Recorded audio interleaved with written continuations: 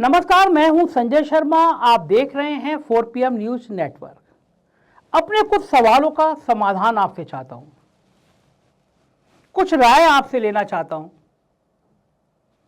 कुछ जानकारी आपसे चाहता हूं। देश के गृह मंत्री अमित शाह जी ने कहा, एक कार्यक्रम में उन्होंने कहा कि पत्रकारों को एक्टिविस्ट नहीं होना चाहिए, पत्रकारों को सिर्फ खबरें लिखनी चाहिए, जो जहां दिख रही है खबर वो लिख देनी चाहिए, पत्रकारों को एक्टिविस्ट नहीं होना चाहिए। आज जो मैं आपसे बात करने जा रहा हूं, आज जो मैं आपसे संवाद करने जा रहा हूं, ये लखनऊ का, उत्तर प्रदेश की राजधानी लखनऊ का, और मेरे जिंदगी के लिए भी एक अहम मुद्दा है। और मैं आपसे संवाद इसलिए करना चाह रहा हूं, आपसे पूछना इसलिए चाह रहा हूं कि अगर मैंने अमित शाह जी की बात मानी होती तो आज मैं एक ऐतिहासिक पल की पहला कदम, ऐतिहासिक पल के लिए, उस मंजिल के जाने के लिए पहला कदम उठा नहीं पाता। अब आप सोच रहे होंगे कि अमित शाह जी के एक्टिविस्ट होने की और मेरे पहले कदम उठाने की, इन दोनों बातों का तारतम्य क्या है। आखिर मैं क्यों कह रहा हूं कि अमित शाह जी ने कहा कि एक्टिविस्ट नहीं होना चाहिए। पहले तो उसी बात पे आ जाता हूं कि गृह मंत्री जी ने कहा कि एक्टिविस्ट नहीं होना चाहिए, जो खबर जहां है वैसी ही दिखाना चाहिए। तो क्या आपको लगता है जो जहां है क्या वो वैसी खबरें दिखाई जा रही हैं? क्या इस देश की गोदी मीडिया पे जो हिंदू मुसलमान चल रहा है, क्या वाकई में इतना हिंदू मुसलमान का उन्माद है? जो सुधीर चौधरी, जो अंजना ओम कश्यप, जो रूप का लियाकत कर रहे हैं, क्या वो है? क्या ये वही है जो अमित शाह जी कह रहे हैं, जो खबरें हों वैसी दिखनी चाहिए? नहीं है ना। मेरी राय एकदम जुदा है, मेरा सोचना एकदम जुदा है। मेरा मानना यह है कि पत्रकार को हर पल एक्टिविस्ट होना चाहिए, पत्रकार को हर पल जागरूक होना चाहिए। सोते जागते उसके जहन में, उसके दिमाग में ये बात होना चाहिए कि उसकी कलम से, उसके माइक से, उसके मुंह से जो निकले वो समाज हित में हो, देश हित में हो, आपस में प्यार और भाईचारा बढ़ाने वाला हो।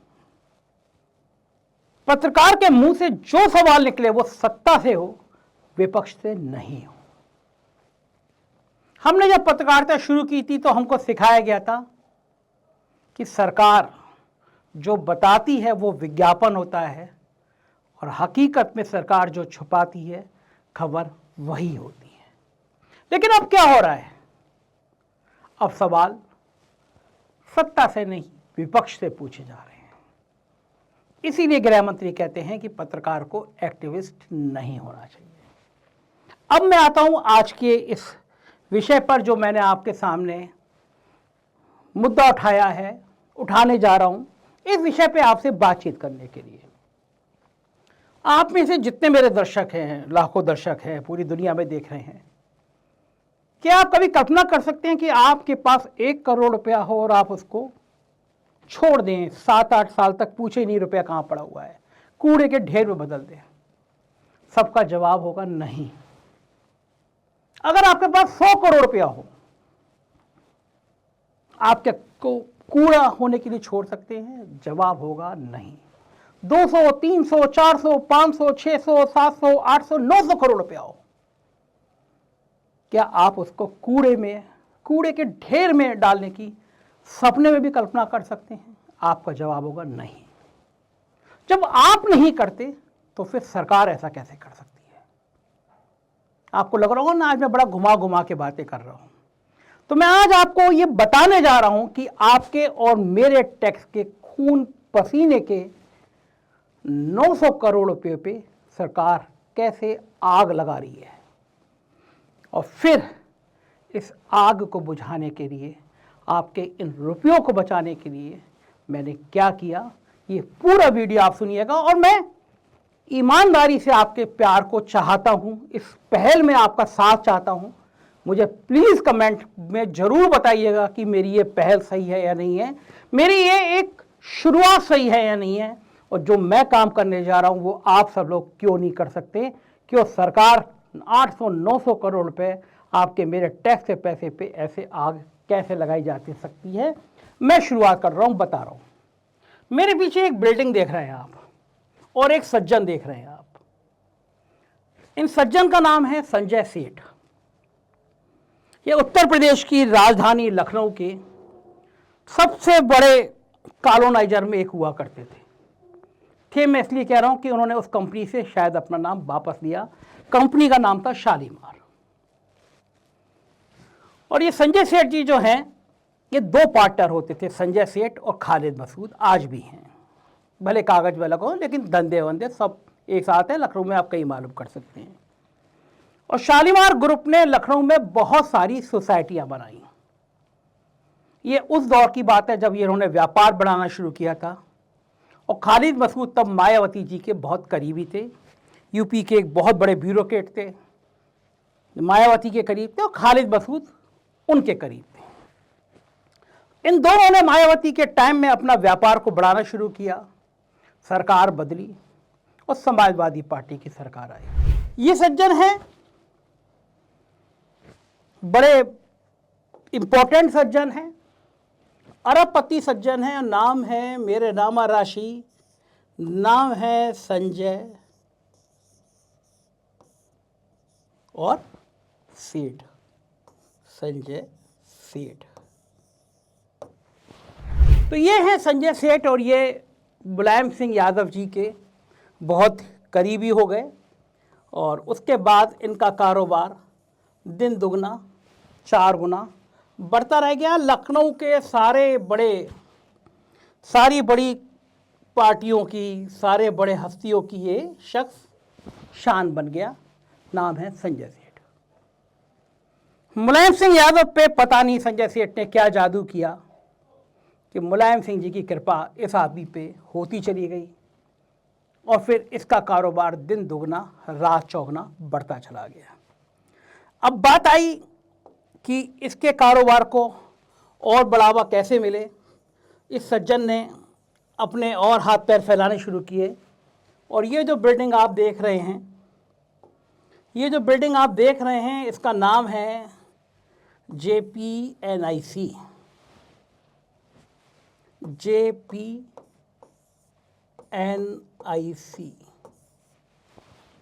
जयप्रकाश नारायण केंद्र। जयप्रकाश जी देश के एक महान नायक हुए हैं। उनके नाम पर ये एक लखनऊ की एक आलीशान बिल्डिंग समाजवादी पार्टी की सरकार में बनना शुरू हुई। लगभग 800 करोड़ तक का जो टेंडर था वो बढ़ के पहुंचा। तो जाहिर है जब मुलायम सिंह जी की कृपा थी इस शख्स के ऊपर, संजय सेठ के ऊपर, तो फिर ये JPNIC का सैकड़ों करोड़ का काम इस शख्स को मिलना ही था। शालीमार को यह काम दे दिया गया। गौर से सुनिएगा, कहानी में ट्विस्ट आना बाकी है। और ये तब कहा गया कि इस शख्स को जो काम मिला है वो शायद टेंडर इसके लिए बनाया गया। ऐसी बातें तमाम होती रहीं। लेकिन फिर उसके बाद ये आलीशान बिल्डिंग बननी शुरू हुई, और इस बिल्डिंग की चर्चा पूरे उत्तर प्रदेश में होती चली गई। तो ये जो बिल्डिंग देख रहे हैं आप, इसको बनना शुरू हो गया, इसकी भव्यता बढ़ने लगी। और फिर ये बिल्डिंग देखिए, इसका जो लुक था वो ये था। ये बिल्डिंग तैयार हो गई समाजवादी पार्टी की सरकार में। इस बिल्डिंग को देखने के लिए दूर दूर से लोग आते थे। उत्तर प्रदेश की DGP ऑफिस के अलावा ये पहली बिल्डिंग थी जिसकी छत पर, ये जो आप इसकी छत देख रहे हैं, इस छत पर हेलीपैड बनाया गया था। लोगों के लिए यह बड़ा उत्सुकता वाली बात थी कि हेलीपैड यानी हेलीकॉप्टर इसकी छत पर उतरेगा। कई मंजिला बिल्डिंग तैयार हो गई। लोग दूर दूर से देखने आने लगे कि आखिर ये बिल्डिंग कैसे बन रही है जिसकी छत पर हेलीकॉप्टर उतरेगा। अमिताभ बच्चन की आवाज़ में इसकी गैलरी तैयार हुई, और बहुत शानदार इसके अंदर ऑडिटोरियम, कई सारे ऑडिटोरियम, स्विमिंग पूल, टेनिस और तमाम ऐसी सुविधाएं थी जो उत्तर प्रदेश की किसी बिल्डिंग में नहीं थी। ये एक ड्रीम प्रोजेक्ट था। आप देख रहे हैं इसके सारे, ये बिल्डिंग के अब की हालत है और ये तब बननी थी। ये बिल्डिंग बननी शुरू हुई, बिल्डिंग खड़ी हो गई और जब तक इंटीरियर इसका अंदर का काम फाइनल होता सरकार बदल गई और यहीं से कहानी बदलना शुरू होती है। अब कहानी कहाँ से बदलती है, हम उस कहानी पे आपको लाना चाहते हैं। कहानी फिर बदलती है और फिर कहानी घूम फिर के इसी शख्स के चारों तरफ आके रुक जाती है। सरकार बदली, योगी आदित्यनाथ इस प्रदेश के मुख्यमंत्री बने और पहला विवाद हुआ। लोगों ने कहा कि संजय सेठ को करोड़ों रुपया, सैकड़ों करोड़ रुपया इस बिल्डिंग में फ़ायदा पहुंचाया गया है। संजय सेठ और इस बिल्डिंग का कनेक्शन सामने आने लगा और कहा गया कि संजय सेठ ने करोड़ों रुपया इस बिल्डिंग में कमाए हैं। जो काम हुआ है, शालीमार ग्रुप ने जो काम किया है वो मानक के अनुसार नहीं है, ऐसा भारतीय जनता पार्टी के नेता कहने लगे। और भारतीय जनता पार्टी के उस समय के आवास मंत्री कुदाल लेकर इसके, चूँकि लिफ्ट नहीं लगी थी, ऊपरी फ्लोर तक जाते, वहाँ खुदाई करके देखते कि कितनी धांधली हुई है। रोज अखबारों में खबर छपने लगी, काम रुक गया कि JPNIC में बहुत धांधली हुई है। और उसके बाद ये शख्स पलटी मार गया, ये व्यापारी पलटी मार गया। इसको पता था कि भारतीय जनता पार्टी वो वॉशिंग मशीन है जिसमें मैं घुसूंगा, उधर से क्लीन होकर निकलूंगा।